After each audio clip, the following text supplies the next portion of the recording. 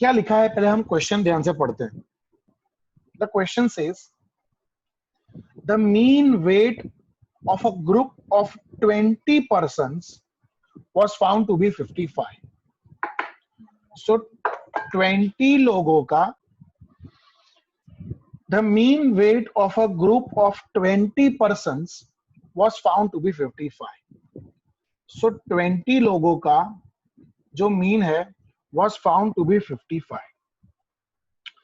Later on, it was discovered that one of them reported her weight as 45 kg, which was actually 54. So wrong observation is 45 and the correct observation is 55. Find the corrected mean. अब बेटा यहाँ पे क्या हुआ है वो आप समझते हैं। यहाँ पे हुआ ये होगा कि हमारे पास xi होंगे, उस xi के अंदर मुझे लेना था 55 पर मैंने 54 है value. I am sorry, my mistake.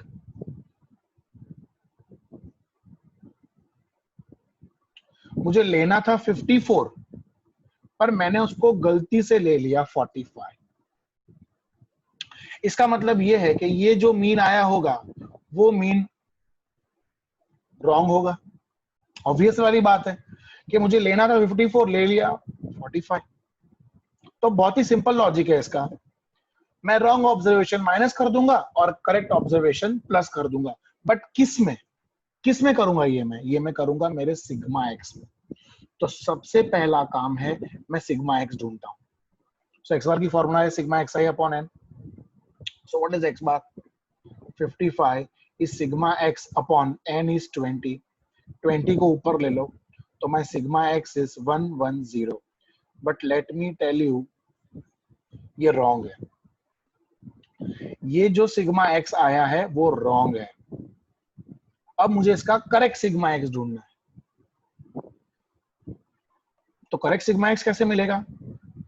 तो wrong sigma x 110, उसमें से जो 1100 आएगा। Sorry 1100, 1100 sorry. सो 1100 में से जो रॉन्ग ऑब्जर्वेशन है 45 वो मैं माइनस कर दूंगा और जो करेक्ट ऑब्जर्वेशन है 54 वो मैं प्लस कर दूंगा। क्यों ऐसा करूंगा वो सुन लो ध्यान से। ये रॉन्ग और करेक्ट ऑब्जर्वेशन है, मतलब xi है। बेटा ये xi में से ही ये सिग्मा xi मिला होगा। जब मैंने सारे xi का टोटल किया होगा तो मुझे सिग्मा xi मिला होगा। अब ये सिग्मा xi में जो मैंने इसको गलती से मैंने प्लस कर दिया है वो मैं माइनस कर दूंगा और मुझे जो प्लस करना है वो मैं प्लस कर दूंगा। सो मुझे रॉन्ग माइनस करना है और जो करेक्ट है वो प्लस करना है।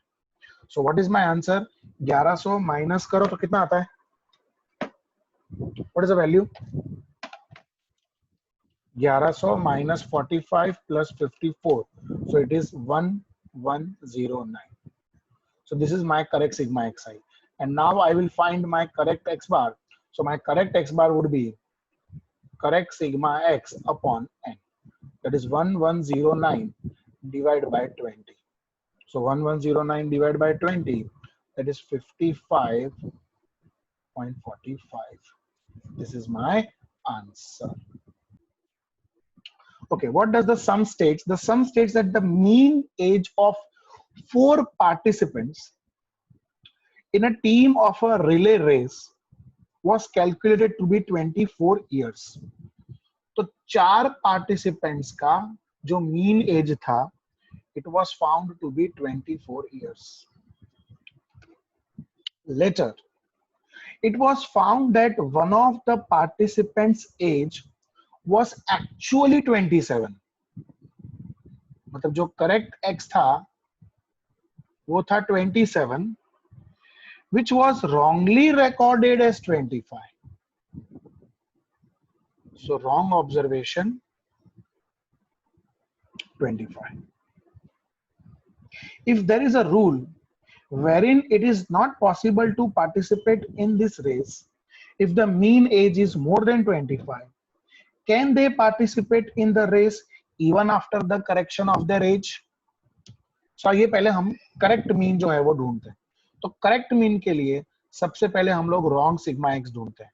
सो बोलो what is x bar 24 sigma x upon n is 4 4 ऊपर गया तो तुम्हारा सिग्मा x हुआ 96 but again let me tell you this is wrong okay ये तुम्हारा रॉन्ग सिग्मा x है और अब मैं ढूंढूंगा मेरा करेक्ट सिग्मा x तो करेक्ट सिग्मा x कैसे ढूंढेंगे जो भी रॉन्ग सिग्मा x है 96 उसमें से जो गलत हुआ तो गलत कौन हुआ 25 वो माइनस कर दो और करेक्ट क्या करना था 27 तो वो प्लस कर दो तो 96 minus 25 plus 27 so the answer is 98 अब ये जो 98 है ये करेक्ट सिग्मा एक्स है अब इस करेक्ट सिग्मा एक्स में से मैं करेक्ट एक्स बार ढूंढूंगा so that is correct sigma X divide by n so 98 divide by 4 so 98 को अगर हम 4 से डिवाइड करेंगे तो 24.5 इयर्स एवरेज आएगा ये हमारा करेक्ट एक्स बार आया अब हमें ना इन लोगों ने क्वेश्चन पूछा है क्या क्वेश्चन पूछा है हम लोगों ने कि अगर okay if there is a rule wherein it is not possible to participate in the race if the mean age is more than 25 years can they participate in the race even after the correction of their age so the answer is yes they can participate why because जो mean as आया आप देख सकते हो is 24.5 which is less than 25 years which is less than 25 years so yes the answer is they can participate so ये तीन तरह के जो मीन है that we will have to understand in this particular chapter so let us start today with our concept of combined mean देखो नाम से ही बहुत कुछ आप मालूम कर सकते हो कंबाइंड मीन कंबाइंड मतलब जब हमारे पास एक से ज्यादा डेटा हो let me tell you combined mean की डेफिनेशन कंबाइंड मीन जैसे हम लोग बोलते हैं x bar c so what is a combined mean is a mean obtained by combining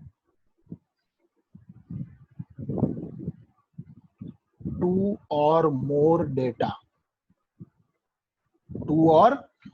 data is known as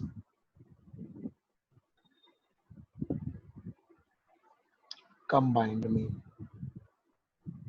और कंबाइंड मीन को denote करते हैं हम लोग x बार c से और x बार c की फॉर्मूला है बेटा याद रखना n1 x bar 1 plus n2 x bar 2 plus n3 x bar 3 and so on जितने फिर ग्रुप्स होंगे divide by n1 plus n2 plus n3 and so on अब इसमें ये सब लोग कौन है वो मैं आपको समझाता हूँ n1 का मतलब होता है number of observations of first group n2 का मतलब होता है number of observations of second group same way n3 का मतलब होता है number of observations of third group and so on same way x बार 1 यानी mean of first group x बार 2 यानी mean of second group x बार 3 यानी mean of third group and so on फिर जितने groups होंगे उतने अपना फॉर्मूला बढ़ेगा समझो 4 ग्रुप होंगे तो n1 x बार 1 प्लस n2 x बार 2 प्लस n3 x बार 3 प्लस n4 x बार 4 upon n1 plus n2 plus n3 plus n4 जितने ग्रुप्स होंगे उतने ग्रुप्स कंबाइन होंगे और उसका एक पर्टिकुलर मीन निकलेगा सो आइए देखते हैं ये ग्रुप्स कैसे और किस तरह से कंबाइन होते हैं so please everybody illustration number 10 पे आ जाओ सब लोग everybody illustration number 10 on page number 79 okay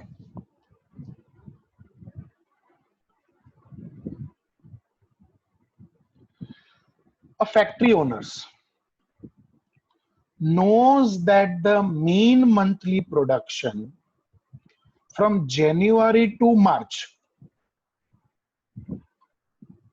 is 350 items. So January से मार्च, ये जो 3 months हैं, इसका एवरेज प्रोडक्शन है 350 items.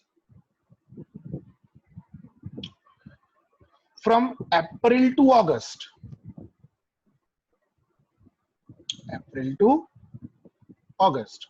so April, May, June, July, August, એટલે 5 મહિના. The average is 254 items. So X bar 2 is 254 items. And from September to December, એટલે September, October, November, December, એટલે 4 મહિના. It is 315 items. So X bar 3 is 315 items. Find the mean monthly production for that year. मतलब ये सबको मुझे क्या करना है, कंबाइन करके उसका एक कंबाइंड मीन ढूंढना है पूरे साल का. ये आपको टुकड़ों में एवरेज दिया हुआ है कि जनवरी से मार्च का एवरेज 350, अप्रैल से अगस्त का एवरेज 254, सितंबर से दिसंबर का एवरेज 350. सो ओवरऑल अगर हम सबको कंबाइन करें तो एक्स बार सी कितना होगा, तो उसमें एक्स बार सी की फॉर्मूला होगी n1 x bar 1 plus n2 x bar 2 plus n3 x bar 3 divided by n1 plus n2 plus n3. So tell me now, n1 x bar 1, so 3 into 350, n2 x bar 2 એટલે 5 into 254, 4 into 315 है ना, n3 x bar 3 divided by n1 plus n2 plus n3. So tell me now, 3 into 350 कितना होता है, 1050 plus 5 into 254 એટલે 1270 plus 315 into 4 એટલે 1260 divided by 12. So 1260 plus 1270 plus 1050. So the total is 3580 divided by 12. So इसको हम divide by 12 करेंगे तो तुम्हारा आंसर आएगा 298.33, approximately 298 items. So this is the average production for the whole year. Page number 81, exercise 3.2, उसमें पहला सम देखते हैं क्या लिखा है. Please everybody concentrate. The mean daily wage paid to 75 skilled workers of a factory was rupees 280, whereas the mean daily wage paid to 125 unskilled workers was rupees 150. मतलब यहाँ पे है ना, वर्कर्स को दो पार्ट में डिवाइड किया हुआ है, एक है स्किल्ड और एक है अनस्किल्ड. स्किल्ड वर्कर्स हैं 75, मतलब वो हो गया हमारा N1, और अनस्किल्ड वर्कर्स हैं 125, मतलब वो हो गया हमारा N2. स्किल्ड वर्कर्स का जो एवरेज है वो वेज है 280, और अनस्किल्ड वर्कर्स का जो एवरेज वेज है वो है 150. और मुझे पूछा है find the average ways of all the workers. All the workers मतलब स्किल्ड और अनस्किल्ड दोनों को अगर हम जोड़ दें तो what will be the average age? Oh sorry, average wage. Average age क्या? So x bar c is equals to n1 x bar 1 plus n2 x bar 2 divided by n1 plus n2. So what is my n1? It is 75 into 280 plus 125 into 150 divided by 75 plus 125. So my x bar c would be 75 into 280, that comes to 21,000 plus 125 into 150, that comes to 18,750 divided by 200. So plus 21,000, that is 39,750 divided by 200, okay, so divide by 200 करोगे तो तुम्हारा answer आएगा 198.75 rupees. So the average age of the workers is 198.75. चलो सम number 4 पे आ जाओ, on page number 82. क्या लिखा है उसमें देखो, the mean marks of a student in 7 theory paper. So पहला ग्रुप है तुम्हारा थियरी पेपर का, उसमें 7 पेपर है, मतलब N1 7, और उसमें जो मीन मार्क्स है, मीन मतलब एवरेज मार्क्स हैं, वो है तुम्हारे 62. सो x बार 1 is 62. अब ये क्वेश्चन देखना ध्यान से, what should be the mean marks in 3 practical examinations. So practical examination में तुम्हारे 3 सब्जेक्ट हैं, उसका मीन मार्क्स क्या होना चाहिए, so that his mean marks for the entire exam. और एंटायर एग्जाम मतलब थियरी और प्रैक्टिकल दोनों को मिला के एवरेज इज 68. अब यहाँ पे इन्होंने क्या कर दिया है, x बार 2 गायब कर दिया और x बार c दे दिया. अब एक बात का खास ध्यान रखना सब लोग कि ये n1 n2 x बार 1 x बार 2, इसमें से कोई भी अगर एक चीज आपको नहीं दी होगी तो x बार c तो कंपलसरी दिया ही होगा, कंपलसरी दिया होगा, तो ये तो मिलेगा ना, वरना मिलेगा ही नहीं. सो x bar c is n1 x bar 1 plus n2 x bar 2 divided by n1 plus n2. So x bar c is 68, my n1 is 7, x bar 1 is 62, n2 is 3, x bar 2 I have to find, divided by n1 plus n2, it is 7 plus 3. So 68 is equal to 7 multiplied by 62, that is 434 plus 3x bar 2 divided by 10. 10 ऊपर ले लो तो 680 is equals to 434 plus 3x bar 2. So 680 में से अगर हम 434 minus कर देंगे तो 246 is equal to 3x bar 2. 3 नीचे गया, so x bar 2 is equals to 82 marks. है ना, 246 को आप 3 से डिवाइड करोगे तो you will get 82 marks. Are you getting my point or not? So ये था हमारा सम. इसमें रेशियो दिया था कि वुमन और मैन का रेशियो है 1:2. तो रेशियो दिया था तो मैंने क्या कर दिया, x मल्टीप्लाई कर दिया. ऐसा हम कर सकते हैं, ऐसा हमने सीखा हुआ भी है कि जब रेशियो दिया होता है तो x सपोज कर लेने का, और फिर वुमन और मैन का आपको एवरेज एज दिया हुआ है और आपको कंबाइंड मीन पूछा है. तो ये देखो यहाँ पे x क्या हो गया, कैंसिल हो गया, तो सीधा तुम्हारा आंसर आया 36 इयर्स.